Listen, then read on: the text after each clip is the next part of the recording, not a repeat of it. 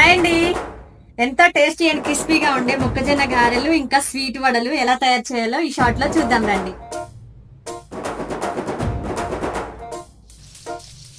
పొలం గట్టు దుమ్ములోన దూకినట్టు పొలేరమ్మ జాతరలో పోతరాజు ఊగినట్టు కిర్రు చెప్పులేసుకొని కర్ర సాము చేసినట్టు మర్రి సొట్టు నీడలోన కుర్ర గుంపు కూడినట్టు ఎర్ర జొన్న రొట్టెలోన మిరప దొక్కు కలిపినట్టు నా పాట చూడు నా పాట చూడు నా పాట చూడు నాటు నాటు నాటు నాటు నాటు నాటు తీల నాటు